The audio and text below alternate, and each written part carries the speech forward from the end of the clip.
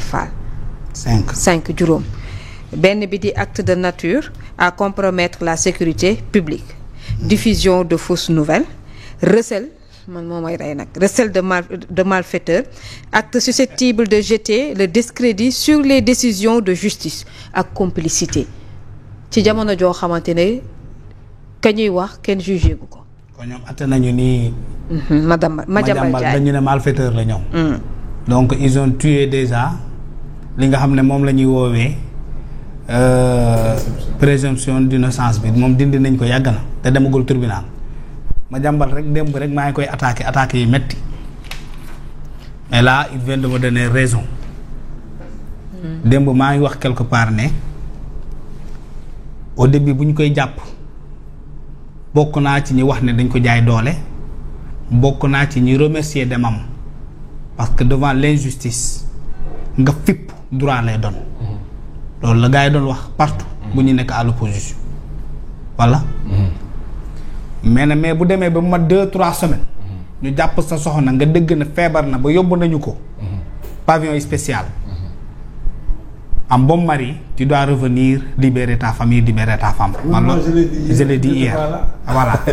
man je l'ai dit hier vraiment dans un autre plateau. je l'ai soutenu hier ici. man loolaa man parce que man ci sa bopp laa koy xoolee man ku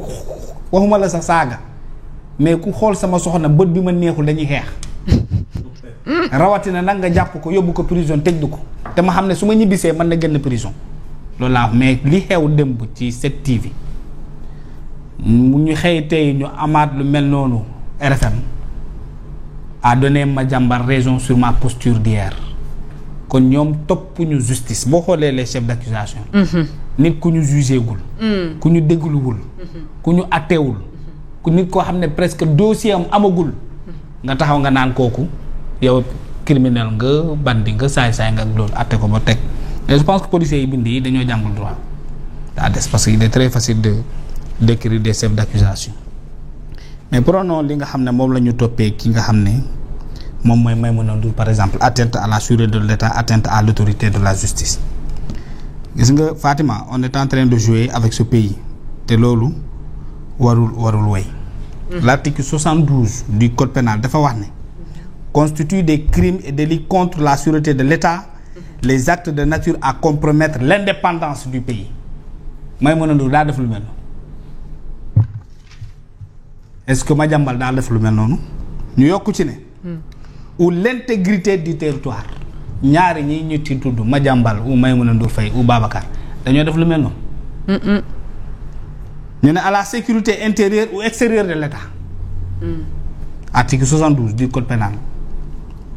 boo demee à l'article 73 parce que loolu mu ngi déparé de l'article 72 à l'article 97 du code pénal yi nga xam ne moom la ñuy viser nii tey naan ba man dit xaw ma ndox la xaw ma sum-sum la xaw ma lan teg ko ci ay journalistes article yooyu la ñuy viser boo jëlee l'article 73 ñu ne nit ki mu nekk en intelligence avec une puissance étrangère en vue de l'amener à compromettre des hostilités contre le Sénégal ou à porter atteinte à l'intégrité du territoire l'intégrité territoriale waaye lii la ñu gars yi war a def lu ñuy toppee ay journalistes lii nit sañ na ko toppee ay journalistes ba koy mën a te Lamine est-ce que nit xalaat na Maïmouna Ndour poser lu mel nii ba ñu jël arme de pointe di ko yóbbu dans son organe de presse pour l'arrêter alors boo ko woowoon téléphone rek ne ko tu suspends cette production là billahi la dame allait suspendre l'émission boo ko woon rek téléphone. mais la preuve. récemment bi mu waree def émission ak ambassadeur bu Israël su ma juumulee mais dañoo arrêté émission mais dafa arrêté émission bi mu jeex mais lan moo fi jar ñu jël di ko malmené voilà. mais tu prends une arme de pointe 11 gendarmes ba takk masque. sol kagul xaw ma. yor arme boo xam ne xool naa ko xoolaat ko nit ki dafa am lii munition la xaw ma roof ko ci arme bi taxaw tim ay techniciens pour ñu suspendre rek benn YouTube wala leneen comme si c'était un organe de presse où on avait des terroristes à l'intérieur là fii la ñu nguur gi yóbbu moo tax xam nga lii départ Macky Sall bi dafa baax am na benn côté bu positif parce que dafa révéler lu bari dafa révéler ne Macky Sall était un démocrate ndexete par rapport moo tane woon ñii. un peu d'auteur. ah mais moo ëppoon ñi auteur c'est pas la même chose moo leen gënoon a jub moo leen gënoon a kawe mais yow li ngay wax ne Madiambal sax moom la def di ko traité de fugitif ils créent leur mot lu tax on ne parle pas de réfugiés politiques Abdoulaye Wade a été réfugié politique Mouhamadou Rasulullahi a été réfugié dafa jógee Makka dem Medina moo gën ñëpp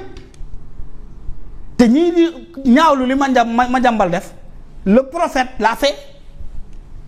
histoire la ñuy raconté non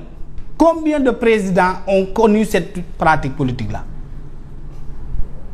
pourquoi il nous faut un droit pour reconnaître des actes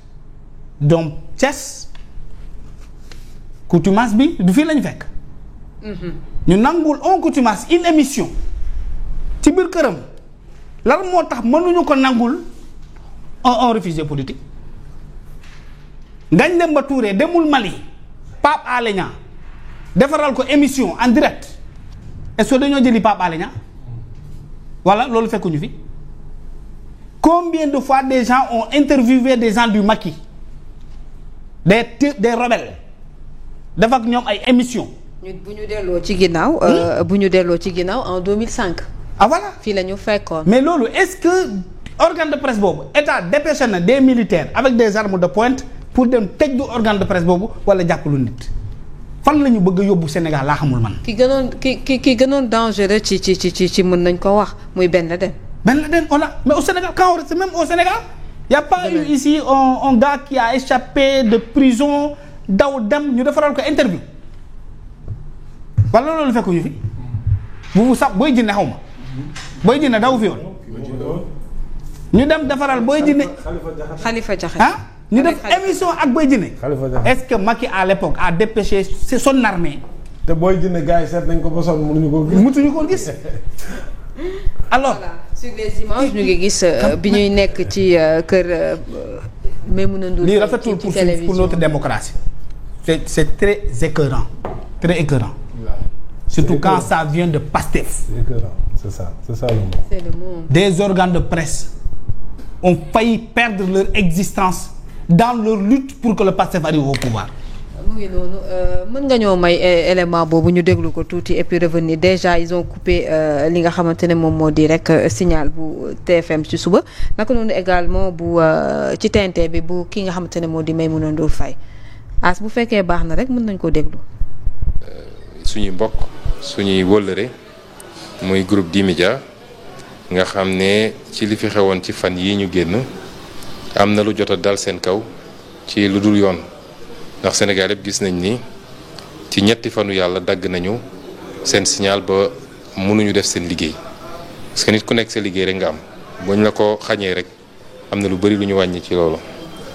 te dagg boobu Sénégal yi dañu war a xam ni am na lu muy jur aussi ci lu baaxul ci groupe bi ndax groupe bu toog ñaari waxtu sax liggéeyul émettrul am na lu mu yàq lu bari